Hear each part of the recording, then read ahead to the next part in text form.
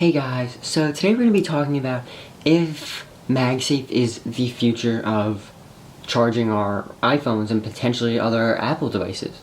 Okay, so for those of you who are unaware, earlier this year at Apple's October event for the iPhones, Apple released something called MagSafe.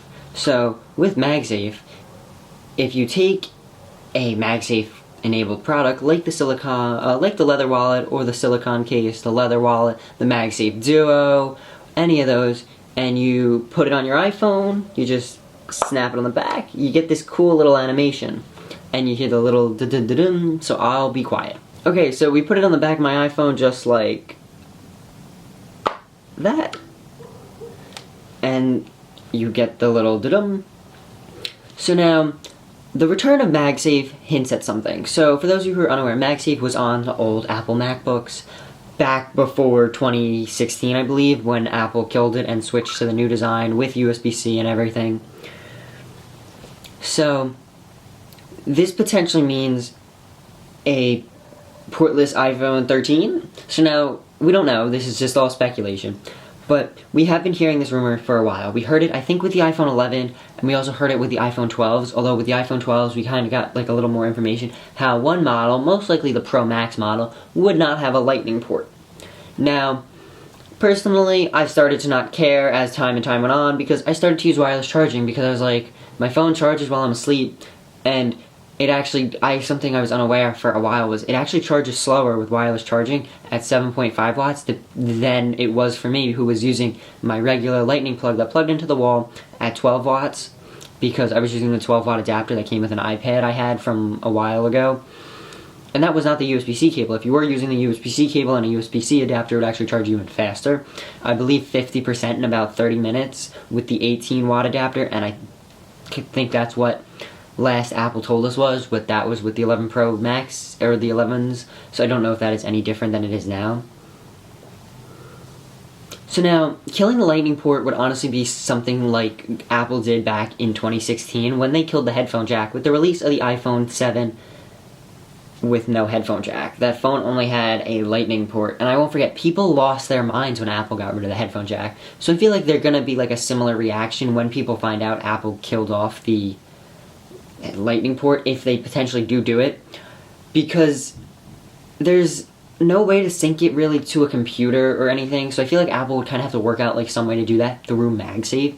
So we might not be there yet, but although we all do know it is coming, because for years Apple has been avoiding going to USB-C on their iPhones. They have brought it on the newer iPads, and the MacBooks have had them now since 2016, so Apple's been bringing it on the newer computers and the newer iPads even, except for the low-budget iPad model and all the iPhones. So Apple is probably waiting to just kill off MagSafe, or sorry, to kill off Lightning in just one fell swoop on all the iPhones, essentially.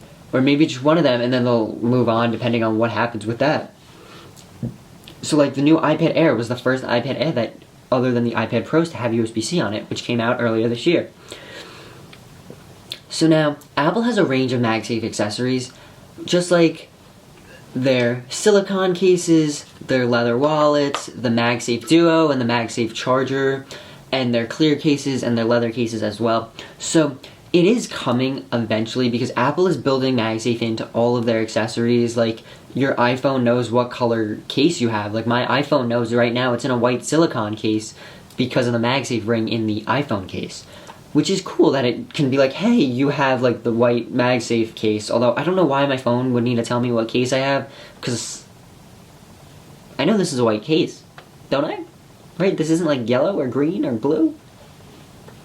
But anyways, like the technology for MagSafe is developing. It also, with MagSafe, it actually charges your iPhone faster than regular wireless charging. So I feel like with the faster charging speeds and with essentially everything else Apple has done, my iPhone charges at roughly 6.5 watts faster than it used to before, which is even faster than my wired one, because I never used my old USB-C plug because I never felt the need to, because there was nothing wrong with my old one, which is what Apple's attitude was kind of by getting rid of the charging block. Like, you all already have a working lightning cable most likely, so why do you need another one that's just going to sit in the box? Because like, I'm someone who, all of my lightning cables from my iPhone 6S So my 6S, my 10, my 10S Max, my 11 Pro Max, and my 12 Pro Max are all sitting in the boxes. So I have 5 unused lightning cables.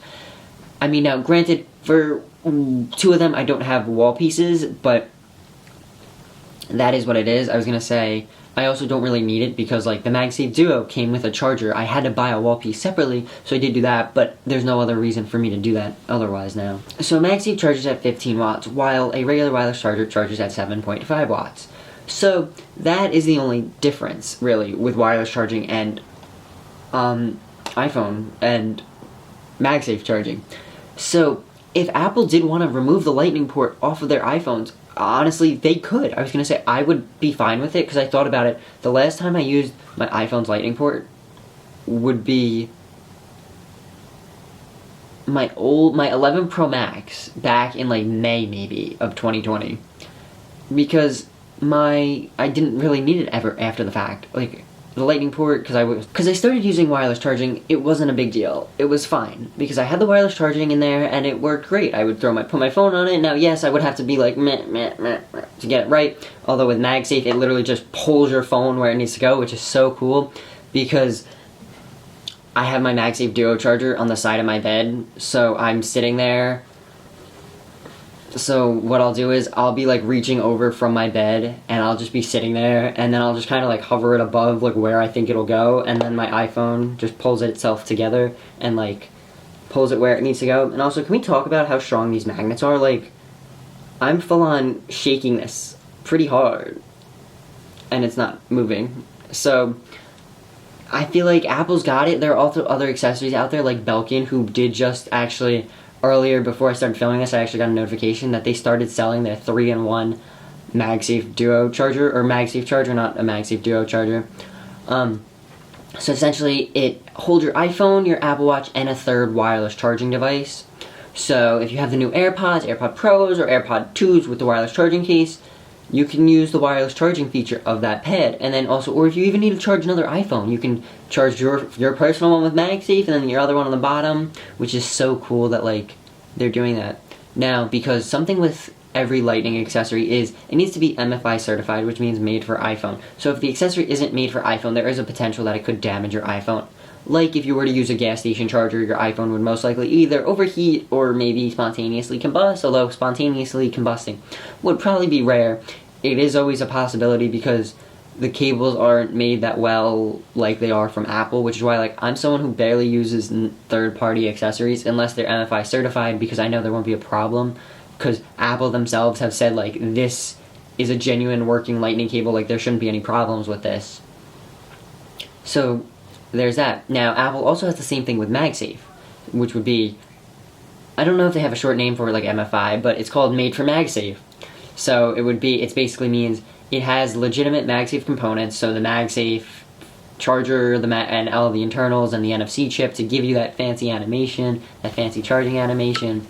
So there's a potential for it to happen. It's just a question of when, I feel like. And I was going to say, I'm fine with it. And I also know so many other people out there who are like, I don't know the last time I plugged my phone in was, because they have wireless chargers, or they got a wireless charger with their iPhone 12, or they even got the MagSafe charger, or the MagSafe Duo charger, because they're like, I have an Apple Watch, I have an iPhone, I might as well just get it and just charge them both together, which is what my attitude was when Apple released the MagSafe Duo charger, was I put my iPhone on it, I have my Apple Watch right next to it, whether it's standing up like this, whether my Apple Watch is laying down, however it may be, which is why it's so cool. But personally, Apple took it off the Macs, it's come back on the iPhones, and it's most likely here to stay on the iPhones. So I'll talk to you guys in the next one. Peace.